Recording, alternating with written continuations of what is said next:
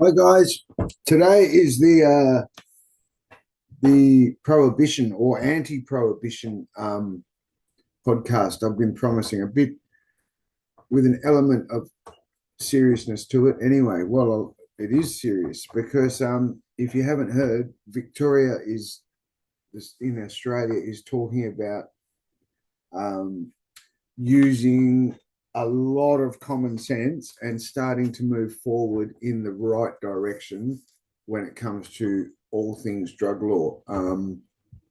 There is just no, I've never ever heard from when I was a struggling drug addict to when I was employed, just a normal everyday blending in society and, sort of still dropping it out there. I've even spoken to well-known journalists and radio presenters about it and whatnot. And whenever I've ever heard any argument to it, as in any reason why not, there's never a fact. It's always like, oh yeah, like it's never beneficial to crime. It's never beneficial to the children. It's never beneficial to health. There's no no reason for our current stance on all drugs, especially cannabis. The only people that profit from it are the baddies, are the organized criminals. Literally, there's no other excuse for it. You would take resources off police, you would increase health, you would add money to the coffers as long as it's handled correctly. Don't get me wrong. Like, I mean, a few people, sadly, rightly so, were like, "Oh, could you imagine it? It'd be no different. Organized crime will infiltrate it in a heartbeat in Victoria." And sadly, you can't argue that. But what you can say is perhaps we could hope, fingers crossed. Look, it can't be any worse than the situation it is, no matter what. Hopefully, it can get into the hands of the private industry with some very, very serious KPIs on even reducing, just who knows? Look, that would have to be nutted out and very carefully and very cautious, obviously.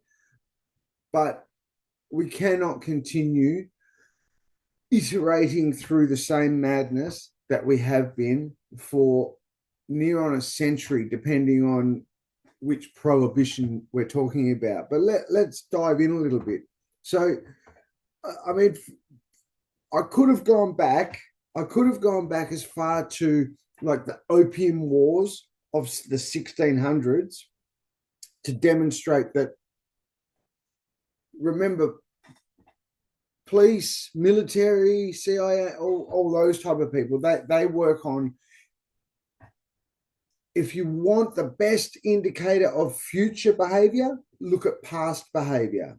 So for that reason alone, history should not be discounted. Like, we like to think that we're, hey, we've got a phone, we got touch screens, realistically, for your best, if you want the best indicator of the future, look to the past. It's just how it is. So anyhow, we could have gone back to the 1600, I think it was 1600s opium wars, but I've left it around the relatively modern and started around the well-known, not the infamous, because that's infamous. No, the famous Al Capone, the famous Lucky Luciano.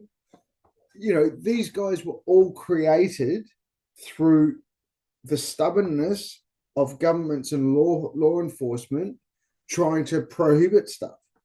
Now, you could argue, okay, yeah, back then they didn't have the knowledge. Fair enough. It literally failed then, and it is going to fail now. It's as simple as that. In the 1920s, they call the bootleg era, was 1920 to 1933. It banned alcohol under what they call the Volstead Act, aiming to curb vice and promote morality. Yeah, that worked. It ended up with people in a speakeasy. Those scenes of the like jazz clubs with the girl in her frock, like doing those fast, like, yeah, the shuffle, and that just created, that's the bootleg era. That's the people hiding from the government, having drinks and having fun in America. So, in democratic free America. So that's 1920s prohibition. Not only a failure, not only did it not stop drinking, it created a black market that literally birthed, it created organized crime. Literally. There's no like, oh, well, like, no, but there was that guy who like sold, he did steal bread. And then there was Fagin. Don't forget Fagin. He used to get the kids out stealing like loaves of bread and pickpocketing. It genuinely, prohibition genuinely created organized crime. This is how nonsensical it is. This is how crazy it is, which led to the rise and the creation of gangsters. It led to 21-year-olds getting murdered in cold blood after stepping out of a $250,000 BMW with a tattoo of Al Capone or, Scarface or something, or maybe well, El Chapo's not that like photogenic, so you don't see too many like portraits of El Chapo, but you do see a lot of portraits of Al Capone on the aspiring gangsters. So there's even I say these names, the fact that you know them is evidence in itself. We got Al Capone, Lucky Luciano, Bugsy Siegel, and on and on.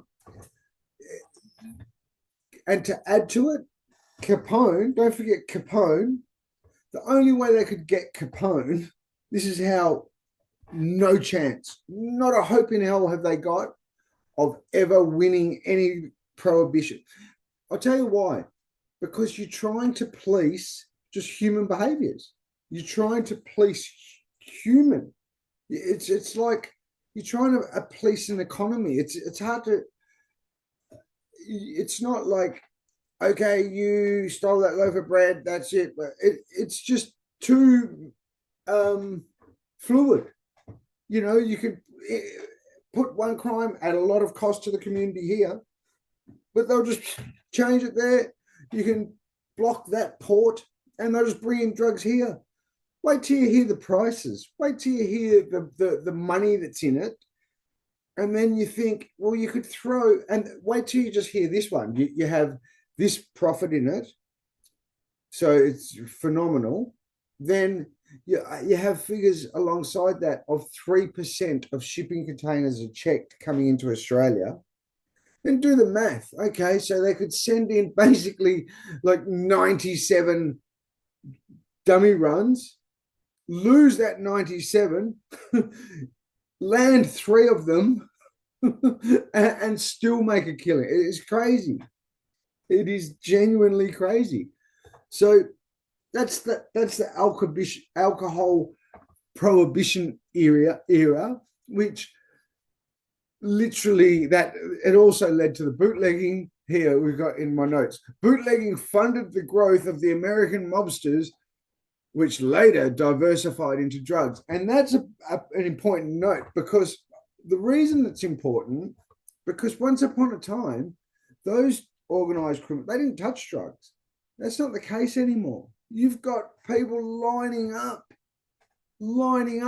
to take over the drug business. And the lesson, prohibition doesn't eliminate demand. It hands profits to criminals and strengthens illegal networks. Now, let's enter into one of the most seedy, disgusting. This guy, this character is what our bureaucracy should protect us from. But it doesn't. Still in 2025, it doesn't. And that's a person like Harry Anslinger and the racist roots of cannabis prohibition.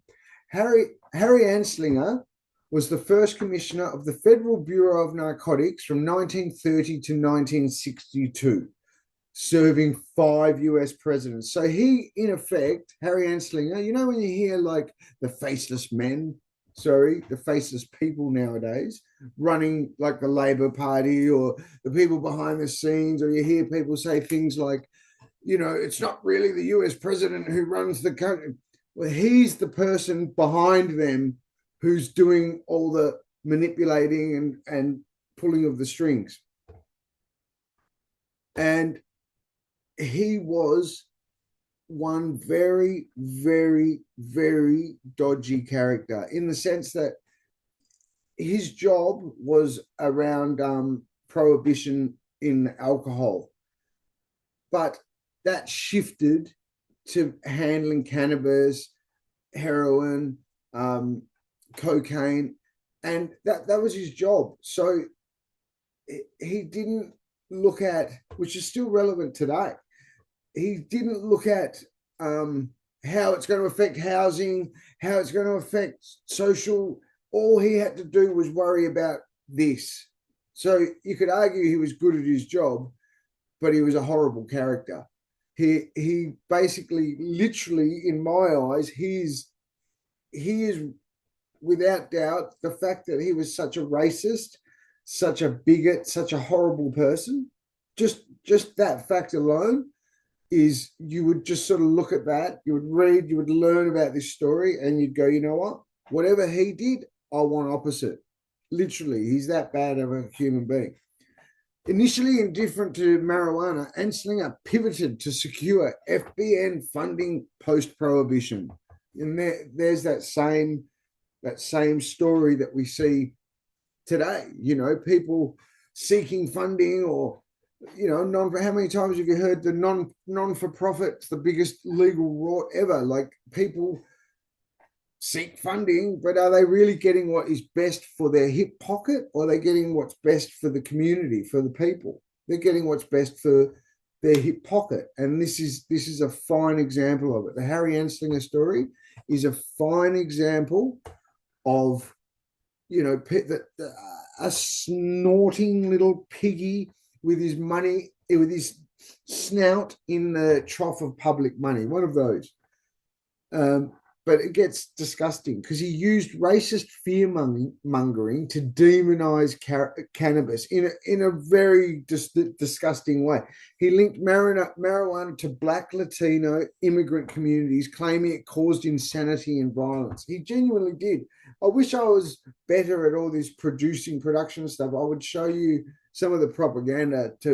He showed, you know, people smoking a reefer, just barefaced lies, smoking a reefer, and then, I should say, African Americans smoking a reefer, then turning and attacking a white woman, just full lies, things that we should not be anywhere near in 2025. Not be anywhere near. There ended up being a case, the Victor Licata case of 1933, where what they did, they falsely blamed cannabis for a schizophrenic man's murder of his family. So what happened was, they lined up 30 doctors, I kid you not, 30 doctors to you know, write a report to look into this person who they knew smoked pot 6 months prior to he ended up doing a horrible murder or what have you. Out of the 30 doctors, one of them agreed with Anslinger and said that yes, it was because of cannabis that he did this. And then obviously Anslinger jumped on that story and ran with it. The point is, it was all introduced through a lie, through a barefaced lie. All those, you know, people who smoke joints are going to do, you hear it today. You hear people go, oh yeah, but the effects of schizophrenia on people who smoke pot, 100%. It is terrible, debilitating illness. It would be one of the worst illnesses. However, you can say that with alcohol, you can say that with driving. You know, a person drove down the street and hit. you can say it with almost anything. There's correlate. What about sugar? 80% or some massive percentage of the health costs is obesity related. So you can draw that crazy archaic dinosaur argument to anything. And to be quite frank, you could draw that argument a lot better, like more accurately, with more data, more reason, to sugar, to foods, and certainly alcohol. So it's just more Anslinger arguments when you hear that type of thing. It's more, what happens is you just get used to something. It may not be, it's in this case, it's not the best system. It is by far the worst system. We could not design a system more wrong than our stance on drugs. Literally. You've got a myriad, when you go to, say, if you ever come across like a wellness expert and they're trying to teach you how to get the best, be motivated, be a good person in life, and be your best self, live your best life, be your best you. What they'll say to you is they'll say things like, you do this, you have a pros, draw a line down there, and a cons. Very simple, not over the top. And then they'll say, okay, now, what did you do today? You did X. Okay, what were the pros and cons? Well, I went for a walk. So the pros were I got better cardiovascular health. I lost weight. I released endorphins and all these good things. What were the cons? I nearly tripped over and it was a bit cold. And you have all these things come down here, pros, and you have a few things in the cons, then, you start going, okay, well, I better do more of that stuff, right? For me to be my best me, for us to be our best society, we want more of this type of stuff, more of this, the pros box is full and the cons is just, little hurdles. Well, when you do that type of thing with narcotics, it's just bananas. Everything is in the pros, like no money to organized crime, health goes up, homelessness goes up, addiction goes down, blah, blah, blah, crime goes down, police resources. It's just like, okay, well, no worries. When are we doing this? It is that much of a no-brainer. The only thing that stops it is people are used to it. People are used to that 1937 Anslinger approach. And it's the sad truth. Anyway, so then after the Anslinger lies on the world, don't forget the part about Anslinger, who also had a vested financial interest in it, with his brother-in-law being right up there in the cotton industry. And cotton was like the main, they were competing at the time. It's a bit like Tesla cars and a bit like Tesla and drive themselves on Waymo, we're going to put all money in Waymo, Tesla, same thing. Well, same but different, because in Tesla's case, at least Tesla, Anyhow, then let's move forward. There'd be other examples in between then and where I jumped to. But then we have the infamous, now this is infamous, Nixon's war on drugs, which was just an out and out political weapon. It was just politicized nonsense, where he coined the war on drugs and how it was public enemy number one. It ended up costing, since that day, it has cost America alone, however they document this, $40 billion annually. And that's by the year 2000s. Total costs since 1971 exceeds $1 trillion. I don't know how they calculate that, and that's early 2000s data. It's just nonsensical, because in that trillion that it's cost the public, They don't show the trillion that it's made the bad guys. So it's a double-edged sword. You're losing a trillion, and then you're losing a trillion. It makes zero sense. Zero sense. So Nixon had, well, political motives. He's a proven lying Daniel Andrews type politician. Nixon's aide, John Ehrlichman, admitted the war on drugs targeted political enemies. It was literally out of politics, which is arguably the worst. It's shocking, that system we have, where people still to this day will talk lies and nonsense, bring it to Victoria, bring it to that horrible murder in Victoria that led to Daniel Andrews. I'm going to do everything to reduce the women's domestic violence rate, and he's doing all this, and he's trying to win your vote over. He wins it over, and nothing happens. What happens? The women's domestic violence rate gets worse. It is disgusting. It is the biggest. It's just disgusting. It's poor quality. But arguably you can't blame them because it's the system they've got. What else they do? If they don't do it, their opposition will do it, and then it's chaos, which our bureaucracy is meant to protect us from. Our media, hello, media, is meant to protect us from. But no, somehow we've created this situation where it's the opposite to that. They'll only, oh, not too much. We've got to keep them on side. Oh, yeah, keep them sweet too. Otherwise, they'll never let us. It's bonkers. So anyway, Nixon associated marijuana with anti-war hippies and heroin with black communities to disrupt their voting power. There's more of that 1970s oozing racism that we had to eradicate. It's because of this type of stuff that it came to a head. And this is where I say, why are we still iterating through the same problems now? Because politicians like to play politics with it. We popped that boil. We launched that boil about 1979 when we come through, the world came through Nixon. The result of Nixon's war on drugs was what? You guessed it, the corrective services industry.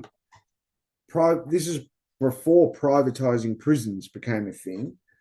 Mass incarceration, with Black and Latino Americans arrested at disproportionate rates. 46.9% of drug arrests, this is 2016 data now, in 2016, despite being 31.5% of the population. The Australian data on Indigenous is about equal, if not worse. So then, through Nixon's era, they created the DEA in 1973, exactly my age. The DEA was founded in 1973. Good year, that. Not for that reason. And the harsh penalties started. Mandatory minimums, filled prisons. The era of the prison industry started with the. I'm always reminded of the Springfield episode where Marge Simpson, Marge rallied all the Springfieldians together. Right, hey, we need a lovely cultural center. So they built a cultural center for Springfield. They built this cultural center, but everyone's seen it. Now what are we going to do? It's just sitting there doing nothing. Monty will buy it. Hey, I know, I'll buy it. I'll turn it into a prison. So Monty comes along, turns it into a prison. Now, what's it doing? It's propping up all the Springfieldians. Everybody's becoming a prison officer. They've got this little prison industry. But now they've got another problem. Oh, no, we've got to fill this bastard. We've got not enough prisoners. So they put the call out. The mayor, Mayor Grimby puts the call out to Chief Wicked, and he has to start locking people up for significantly less crimes, which led to Homer getting locked up for kicking a can down the road or something ridiculous. But it's about as stupid as that. It really is. So the war on drugs was less about public health and more about control, setting a punitive tone that persists today. Now, these ones I hate, the tinfoil hat, but this one isn't a tinfoil hat. This actually happened. This is fact. The CIA and heroin smuggling. Now, you have to consider this when you're thinking about prohibition and the ridiculousness that is watching 23-year-old Lamborghini drivers, do donuts around the police and the police are struggling for morale. Something has to change.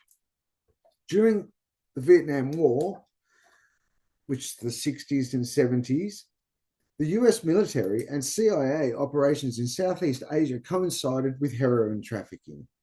Who knew? Literally, which is Hollywood documented, but still documented in American Gangster. That's what that story was, if memory serves me right. It's about Buffy, or whatever his name was, the big Harlem heroin dealer who used the US military to do the smuggling of his heroin. But under that, less well spoken about, was the use of narcotics to fund black ops, to bring in heroin and fund black operations without putting it on the books. Now, I mean, seriously, these are people's lives. These are people's lives because some heartless, hardened by the job moron in a CIA office thinks this will be a good way to fund it without the public having to know how much we're spending. I mean, seriously, you're meant to be doing it for the care of your citizens. But I'll tell you what happens. All that started, all this started when there was a horrible, horrible inner racist in some of the most important of important people in the 50s, the 60s. There was some ugliness that existed. Sadly, however it got there, that's a completely different topic, but it existed.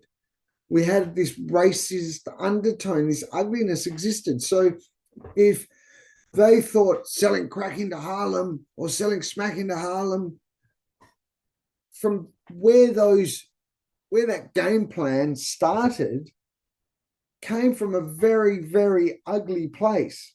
I'm going to show you. History shows that. And we're still iterating through it. It is madness. So Alfred McCoy's here you go. Here's a what do they call a source for you? Alfred McCoy's The Politics of Heroin in Southeast Asia, 1972, alleged CIA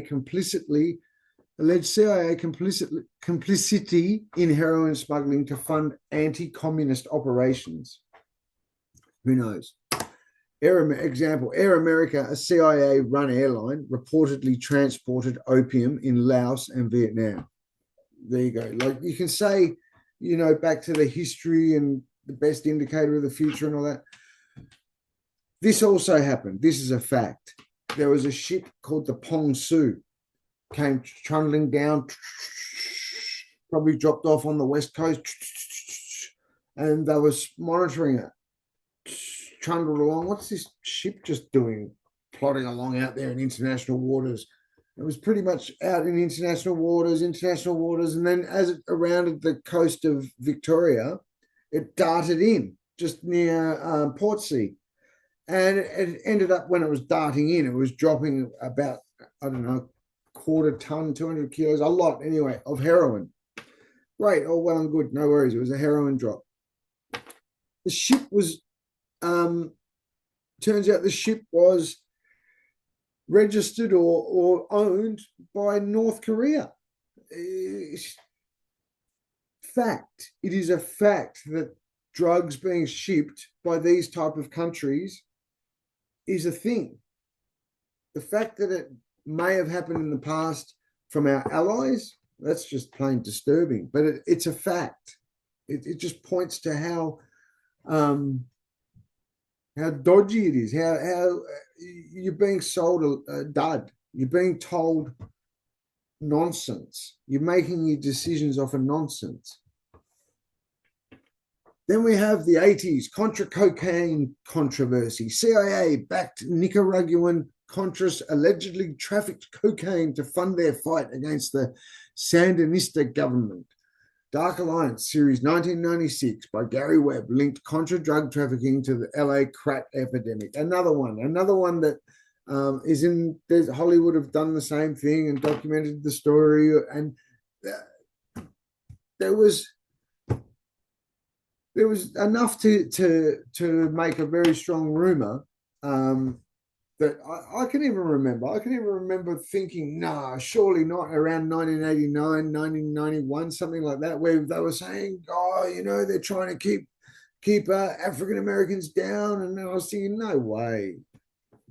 Turns out there's always a snippet of truth to every rumor, unless it's just a barefaced someone trying to be so it's mind-numbing. It is mind-numbing. So now we can fast forward to this one is well and truly in my book, because I can remember it as clear as day. It's why I moved to Melbourne. There was a heroin drought of the early 2000s caused by something like 90%, 80% of the world's opium by the late 1990s was produced by Afghanistan. And in that, around the period of 2000, the Taliban stopped allowing the production and sale from their citizens, which led to a worldwide drought on opium. Literally, there was a big heroin drought of the early 2000s. So you have what that led to is in 2001, coincidentally, because you cannot. I've heard arguments I think it was even in a documentary, ABC documentary, what have you, but I think it may have been one of those coincidence ones, but you could be forgiven for thinking otherwise, because what ended up happening with the bombing of the World Trade Center, 9/11, which led to George Bush Jr., the war on terror, and obviously America invading Afghanistan. Literally overnight, that heroin drought was no more. You look at a graph, which I can actually show you. You look at a graph, you go,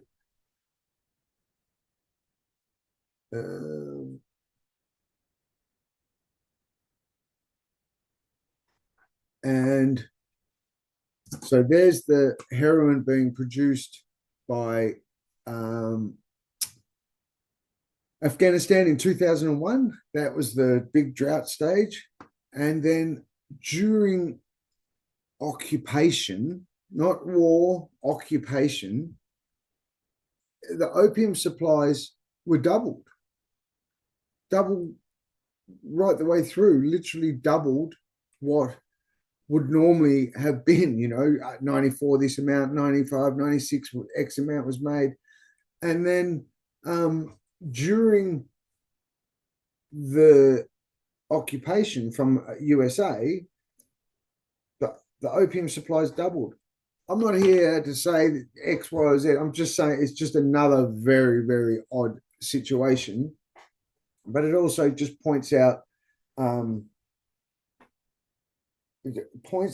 the market, the economy, that it is no different to the fluctuation in prices. You hear, oh, coffee, you're going to be paying $7 a cup for your coffee because world markets have deviated and there was a flood in Brazil and an effect.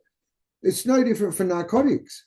When you're in and exposed to the drug industry, it is no different, except there's one big difference.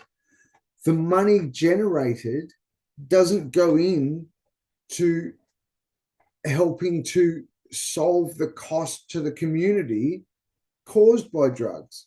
So, which is what is the nonsense about it? You have all this money being spent. It is no different to any other market: Coca-Cola, jeans, coca, copper, iron ore. It's no different. It acts exactly the same way.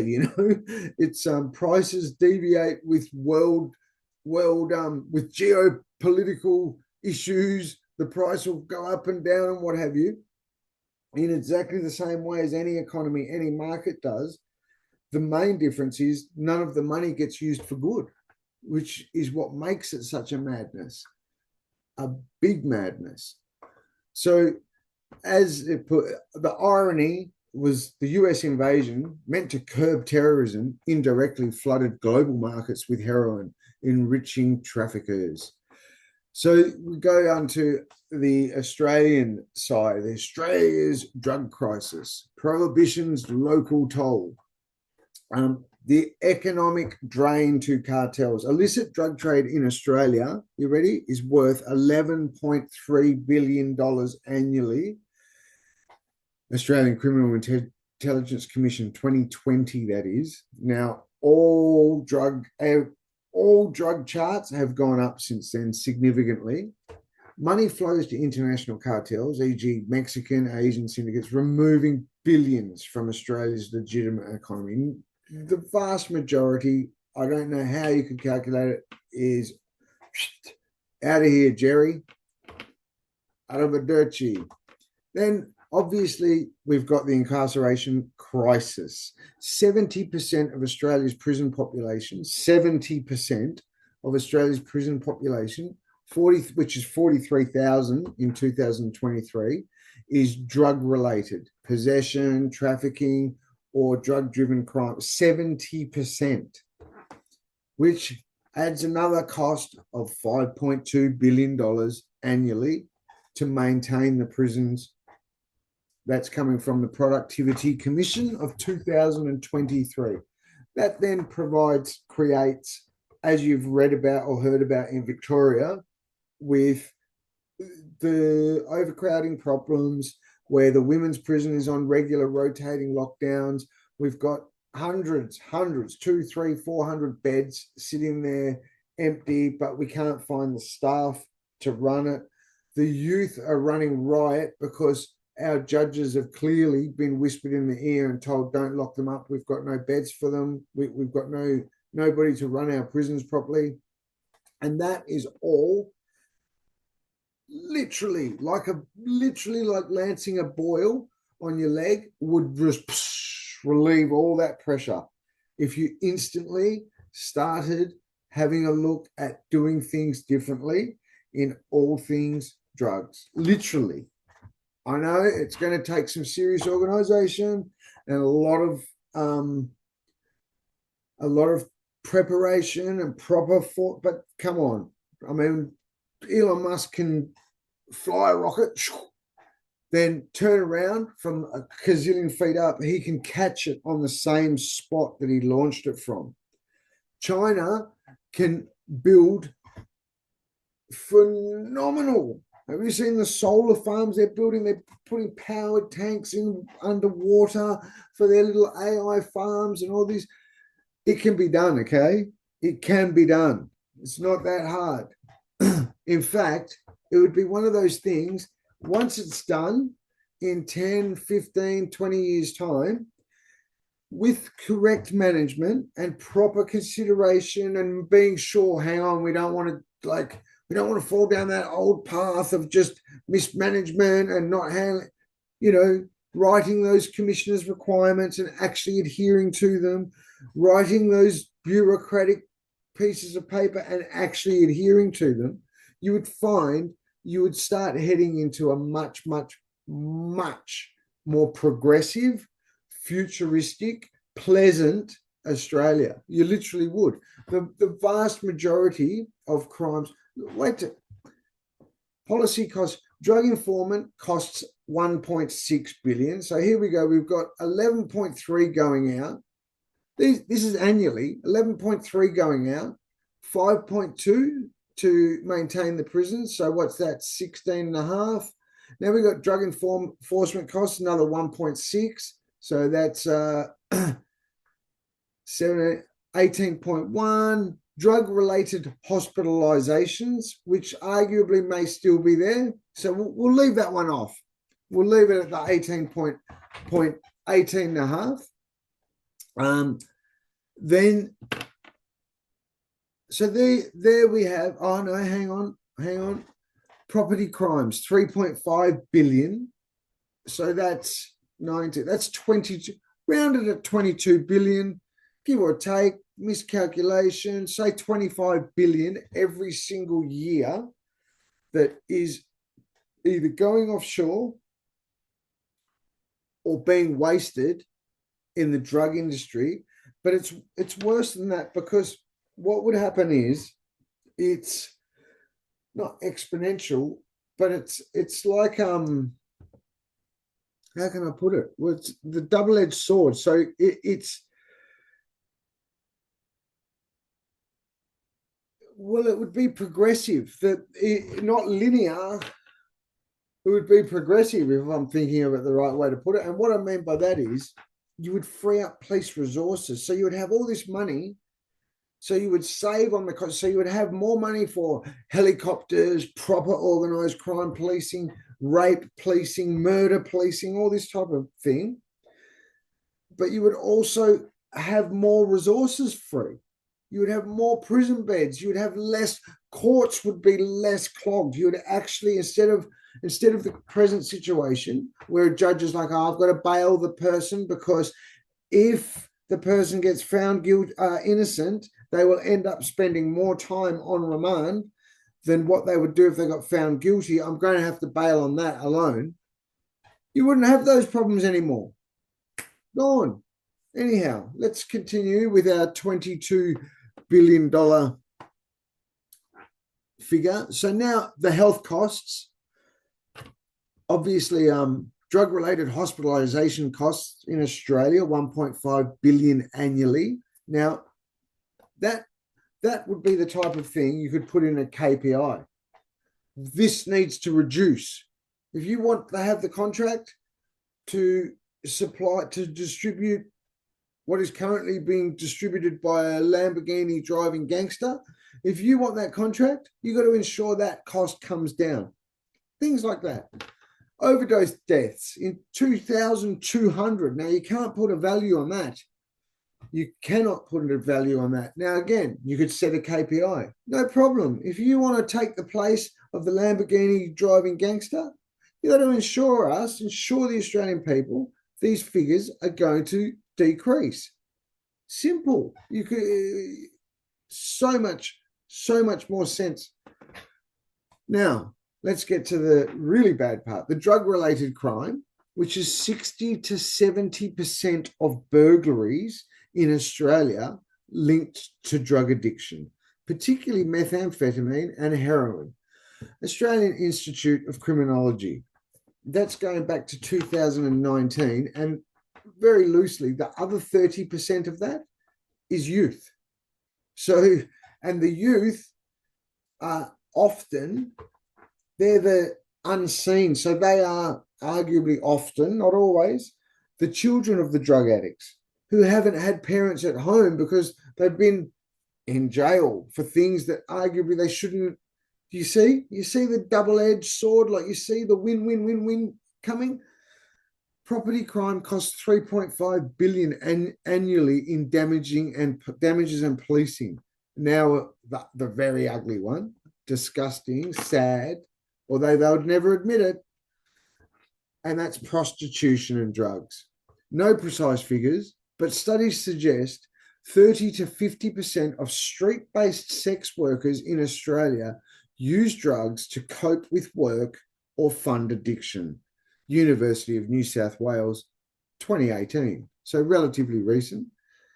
Prohibition drives vulnerable people into dangerous trades to access black market drugs. And that's the situation. That's what you're doing to people. With this present stance, that's what you're doing. Why would you want to be the angst singer? What? Because you've got to go to work and raise your children. That's great. That's what we all do. That's what we all want to do. That's what responsible, good people. You shouldn't look at other people and you can't get life right. We hate you. That's not a way to be. That's not a way to be. That's what Anslinger was like. That's what the KKK were like. It's not what we're like. We're a progressive modern society, are we not? Then the kicker for me is the cartel influence. So all we're doing, I used to jokingly say, what are you doing? All you're doing is buying El Chapo another helicopter. And what I meant by that is all you're doing is you're funding them to be able to literally have more power and run more rings around a very publicly underfunded police force. It's just a nonsense. It may have been half acceptable in the 70s when we had a bit more, I don't know, we had a different sort of level of respect and whatnot in the community. Times have changed. The days are gone. You've got, sadly, I don't want to fall into that argument either, but sadly, you haven't got religion on your side. You haven't got that family unit's different. The whole lot's different. And therefore, if you don't change, you're just going to get eaten up. You're going to end up with organized crime infiltrating your infrastructure projects. Hang on. No. But you see my point? It's just a nonsense. The whole lot is a nonsense. The more you speak, it's a nonsense. Broader failures of prohibition. Global perspective. UN estimates global illicit drug trade worth 400 to 600 billion annually is 1% of global GDP. You see what I mean? There would be cocoa or I don't know, flour or corn or whatnot. There would be commodities that wouldn't boast those figures. Prohibition fuels conflict in producer countries, e.g. Colombia, Mexico, displacing communities and killing thousands. So people say, you would still, no, you wouldn't. You would have it made, you could make heroin, you could make cannabis, all right here in Australia, handled, monitored. You would have no people like out there in the street with cooked because of the cutters or on fentanyls dying, dropping dead because one day it's this percentage, the next day it's this percentage. You would have none of that. It would be a different world. It would be that far removed from the existing world. You would initially hear somebody suggest what I'm suggesting and you'd go, you're crazy, you're cooked. Not at all. And fortunately, there's other countries. Portugal is one of the most, arguably the most successful, famous. Portugal's sitting right there. It's ready. The data is there. The planning, you can learn from their mistakes. You can make it better. You can literally turn Australia into a model of how to behave, how a future nation should behave, how its prisons are better, its youth detention are better, it's got more hospitals. Why? Because it stopped its archaic approach to a con, to what was established, sold to the world as a con. The social inequities, and this is one for Jacinta. Prohibition disproportionately harms marginalised groups. Indigenous Australians are incarcerated at 12 times the rate of non-Indigenous for drug offences. Stigma prevents treatment. Criminal records ruin lives, and it shouldn't. It shouldn't. A person should not have to deal with that. Oh, damn, I picked up an addiction when I was young and rebellious, and now I've got to deal with it for the rest of my life because I did a dumb one. It shouldn't be like that. There's no need for it. It doesn't benefit anybody bar the inner hater. The little inner hater that is that angry and bitter, they want to see somebody paying for the rest of their life for what amounts to stealing a flippin' push bike. Are you kidding? And you're meant to be a progressive loving, inclusive, tolerant, first world people. Come on. The environmental damage, illicit drug production, e.g. meth labs, coca plantations, destroys ecosystems via deforestation and chemical dumping. Who benefits from prohibition? Cartels and dealers. Black market markups. You ready for this one? Heroin costs $10 a gram to produce. It sells for $500 to $1,000 a gram in Australia. Prohibition ensures high profits, empowering cartels to corrupt officials and expand operations. Are you hearing that? $10 a gram to produce 500. Let's cut that in half. Let's jump on that. Let's hit it with some cutters and let's sell it for $250 now. $10, $250. Say, come on. Prohibition ensures high profits, empowering cartels to corrupt officials and expand operations. Private prisons and law enforcement.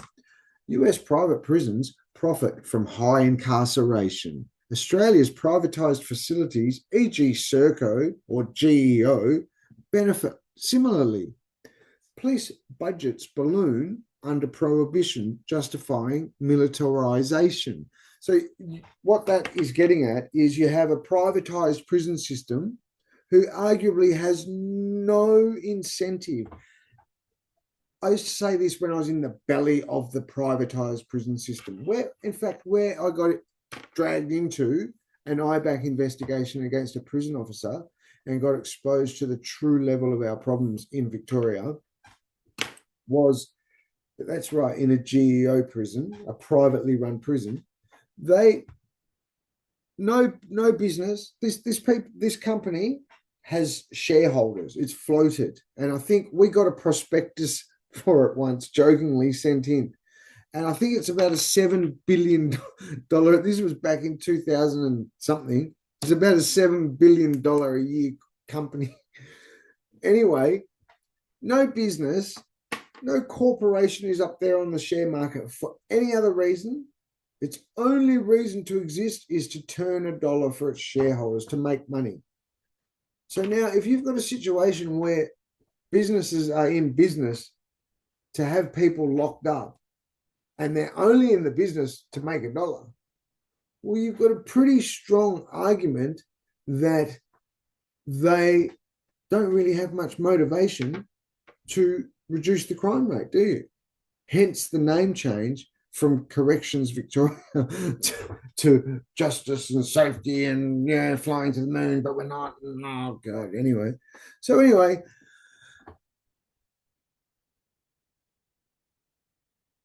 Nobody else.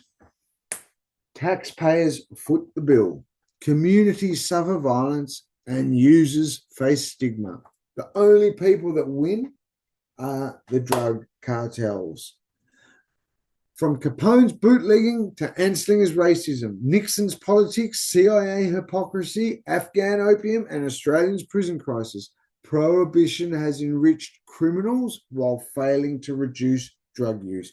Is there one less drug on the streets? One less drug on the streets? One less reefer since Anslinger's racist rants? No, of course not, because it was all a farce. It was all a lie. Any less drugs on the street since Nixon's declaration of the war on drugs? Of course not. There's significantly more, dramatically more. Why? Because it was all a political lie. It was all a farce. It was all bunkum. Bunkum, I'm sorry, you've been sold the biggest lie ever is in the stance on drugs. Nobody wants to see children on drugs. No. But it doesn't work like that. You've got more chance of your child ending up on drugs with our current way we're handling things than you have if it's given to decent people. If it's monitored, controlled, checked, KPIs are set to reduce those negative figures, while KPIs are also set to increase the good. It is just a no-brainer. But the first thing that needs to be doing, you need to control it. Right now, you've got zero control over it. And it was sold to you under a big lie. Decriminalization, possession to reduce incarceration and focus on treatment. Legalize and regulate drugs like cannabis to cut cartel profits and fund health programs. And then you can invest in education, rehabilitation, and harm reduction, e.g., Portugal's model. I didn't write that bit. Grok wrote that. The war on drugs isn't saving lives. It's creating gangsters, filling graves, and bankrolling cartels. It's time to end this failed experiment. It really is. It is definitely time for it. Well said, Grok. Grok, high five. And yeah, anyway, I hope you enjoyed. I hope this uploads correctly because yeah. Thanks heaps for tuning in, guys.